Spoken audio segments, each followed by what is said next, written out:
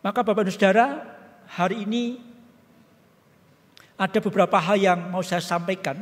Yang pertama, Minggu Kristus Raja adalah masa di mana kita meneladani Kristus Sang Raja yang berkorban melayani sebagai gembala. Kita punya Allah, kita punya model, kita punya panutan yang berkuasa, tetapi dia berkuasa dengan rela berkorban untuk domba-dombanya. Yang berikutnya, menjadi domba yang mengenal, mendengar, dan setia. Hari ini kalau temanya domba dari Kristus yang adalah Raja, maka mari kita menjadi domba yang mengenal, mendengar, setia. Wah, gembalaku memang jos gitu ya. Gembalaku memang setia. Tetapi gembalaku juga power. Gada dan tongkatnya itu loh, menghibur aku. Aku mau setia walaupun kadang-kadang aku tidak dibawa ke tempat yang aku mau. Tapi yang pasti aku percaya gembala akan membawaku ke tempat yang tenang. Tuhan adalah gembalaku.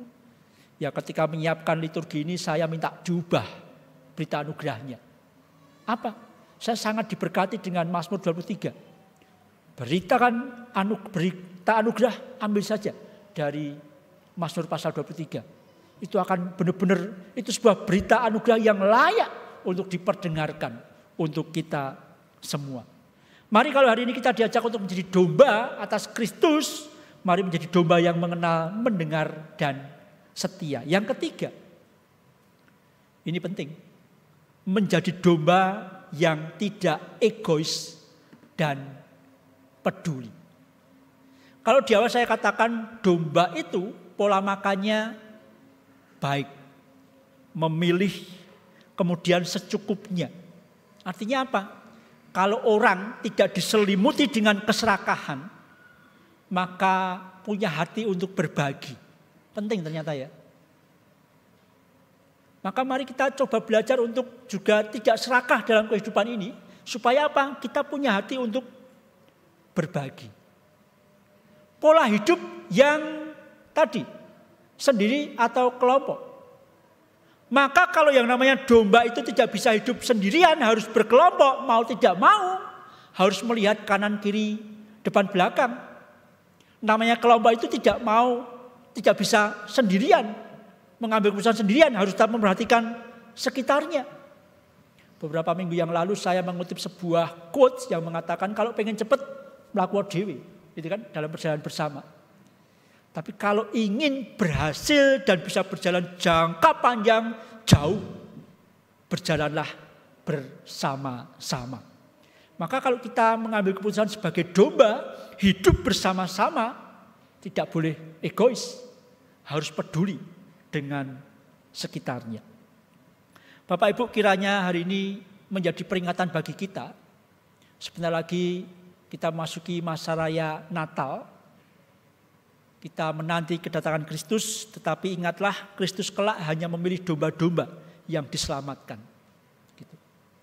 Dan domba-domba itu bukan hanya domba-domba yang terjebak dalam zona nyamannya. Tapi domba-domba yang kita pelajari hari ini, yang kepadanya Allah, Kristus, Raja berkenan, adalah domba-domba yang menghidupi keberadaannya, yang memiliki kepedulian kepada sesama. Minggu yang lalu saya mengajak kita untuk menghidupi gereja yang bermisi ke depan. Mari kita taruh harapan-harapan kita untuk menjadi gereja yang peduli kepada siapapun. Sehingga kelak kita menjadi kumpulan domba-domba yang memang ya ini yang layak, domba, bukan sak kalme dhewe. Kalau Bapak Ibu bisa melihat di YouTube, di mana saya menekankan bagaimana gereja tidak boleh hanya untuk menggemukkan diri, tetapi harus mulai berpikir kepada yang lainnya.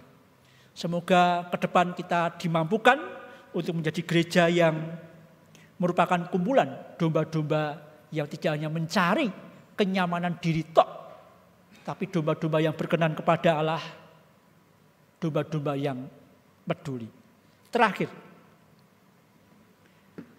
menjadi domba ternyata bukan hanya berbicara tentang kenyamanan.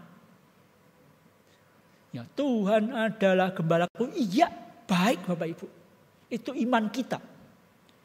Tapi ingat bahwa menjadi domba itu tidak hanya berbicara tentang aku dapat apa, beri aku, gitu kan. Tapi hari ini kita belajar Tuhan mengumpulkan domba-dombanya, Tuhan berkenan kepadanya karena kelompok domba ini memberi makan ketika Tuhan haus. Maaf, memberi makan ketika lapar ya. Memberi minum ketika ada orang yang hina di sekelilingnya, diberikan perhatian. Menjadi domba bukan hanya berbicara tentang kenyamanan tetapi juga kepedulian. Semoga kita dimampukan untuk menjadi domba-domba yang peduli satu dengan yang lainnya dan kita menjadi kelompok orang yang berkenan kepada Allah. Amin. Tuhan memberkati.